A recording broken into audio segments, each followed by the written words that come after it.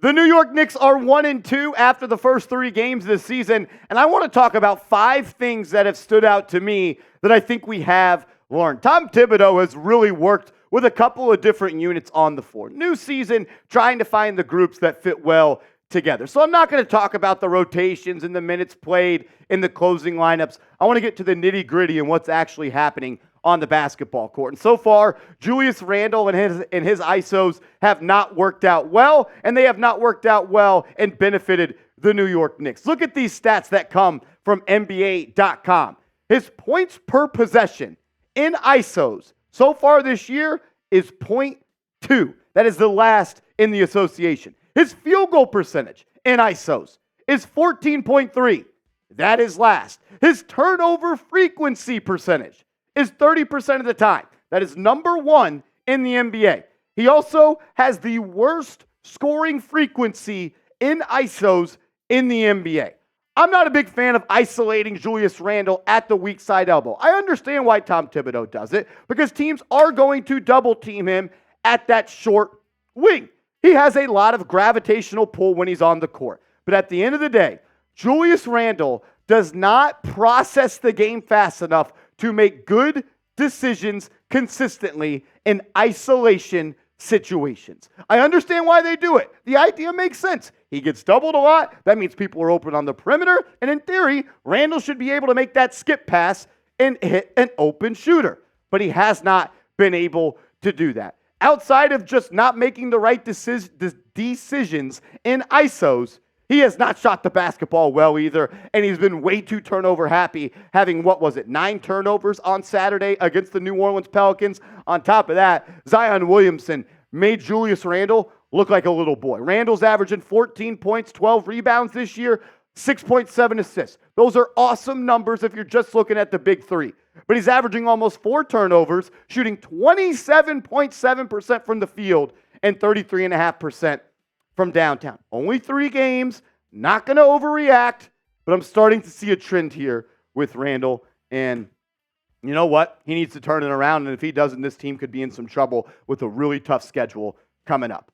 Are you worried about Julius Randle and the way he has played in the first 3 games of the season? I thought he closed the game well against the Atlanta Hawks in that fourth quarter, but he also dribbled the ball off his foot in clutch time, turnover, and he missed 2 clutch free throws.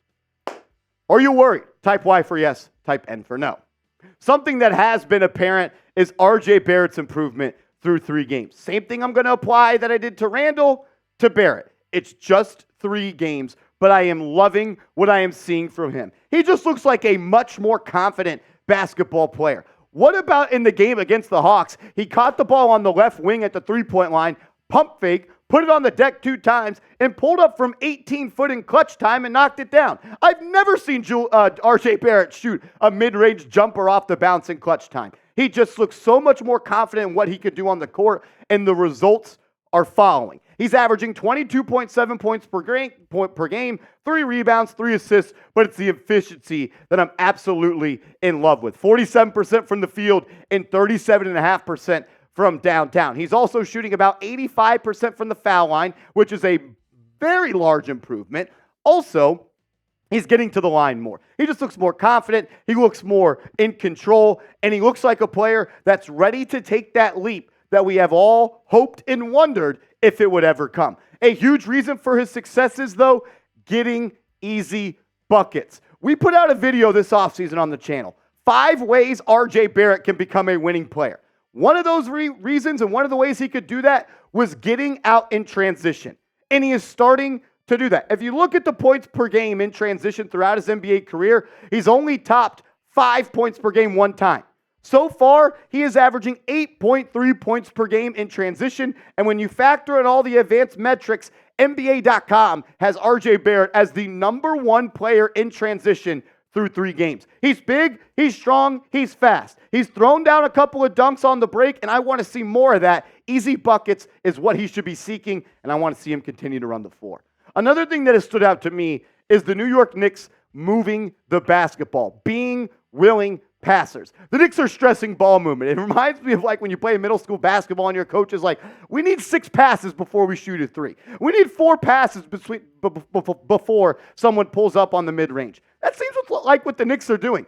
Last year, the Knicks averaged 22.4 assists per game. That was 29th in the NBA.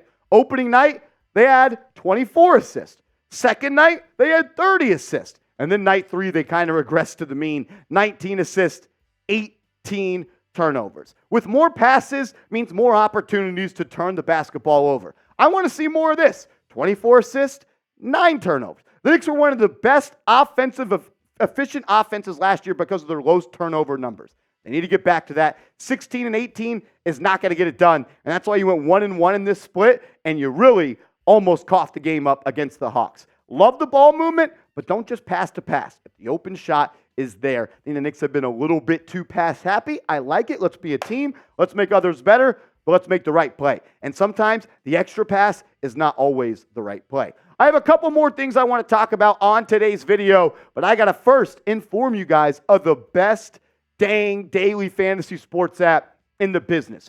It's called PrizePicks. And when you go to prizepicks.com/CLNS and you use the promo code CLNS, PrizePicks is going to give you a $100 deposit match on your first deposit when you go to prizepicks.com/CLNS, promo code CLNS. If you enjoy playing fantasy sports and you want to play daily fantasy sports and win real money, do it with PrizePicks. How do you play? You create a lineup of 2 to 6 players, and you just select more or less on the projected stat line that PrizePicks has. This is one of the lineups that I'm rolling with on Monday night. They're doing a special for Jimmy Butler. They've lowered his points to 16.5, with him already taking a rest day in the season. I'm going to go with more than that. I also think Kobe White is going to have a big game, and Zach LaVine is also going to have not a big game, so I'm going with less than Zach LaVine points right there. Either way, you can roll with my picks or you can fade my picks, but just do it with PrizePicks at prizepicks.com/CLNS,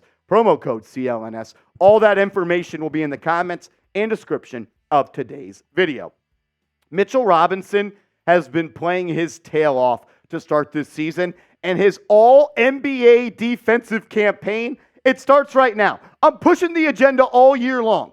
Mitchell Robinson is the best center in the league when it comes to the little things. Attacking the glass, being relentless on the offensive glass, and being a top 5 rim protector and defensive player in this league. The man is averaging just 5.7 points per game. He's never going to be a stat sheet stuffer in the points per game department.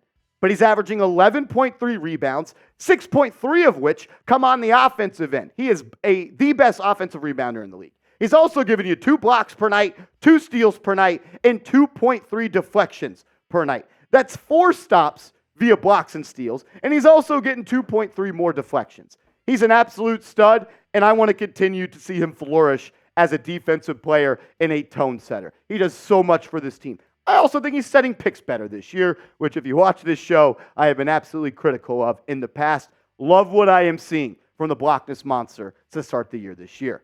Another thing that has honestly been very noteworthy to me has been Jalen Brunson shooting more threes. And we have been begging for Brunson to do that on this program, dating back to last year where he shot just 4.7 three-pointers per night. And he knocked them down at a 42% clip last year. If you're going to knock down 42% of your threes and you're shooting less than 5 per night, get those numbers up. Those are rookie numbers, and he's already doing that this year. He shot 8 threes versus the Celtics. He shot 12 threes versus the Hawks, and then just 5 threes against the Pelicans. He's already shooting 48% from downtown this year. I want to see him do it more. I want to see Brunson at minimum shoot 6+ threes per night this season. He's too good of a shooter, and there's too many guys on this team like Randle and like Barrett that have gravitational pull on the offensive end. People and eyes go to them when they have the ball. And if Brunson's just going to be there, he should be ready to fire from the three-point line. I want to see him continue to light it up from downtown. He's too good of a shooter to be left open, and teams are going to continue to do it. He needs to continue to make them pay. So the 5 things that have been apparent and just very clear to me. The Julius Randle ISOs, thumbs down. I don't need to see it anymore. I've seen it absolutely be terrible in the playoffs. I understand he could do it. I understand he's a tough shot taker and a tough shot maker. Not that good of a basketball IQ to be consistently in that position. RJ Barrett's improvement. I've been skeptical if he could ever be a winning player. It's only been 3 games, but he's making me look stupid, and I wish nothing more than that. The Knicks are stressing ball movement. Mitchell Robinson's all-NBA defensive campaign starts today. And Jalen Brunson keep being Steph Curry from beyond the three-point arc. As always, you can give me a follow over on Twitter at @MarshallGreen_. Let's chop it up about the Knicks over there. We're going to be live on the channel Tuesday night and Wednesday night for a back-to-back against the Cleveland Cavaliers. We get to see Jalen Brunson's son play basketball. It's going to be a lot of fun. Yeah, I'm talking about you, Donovan Mitchell.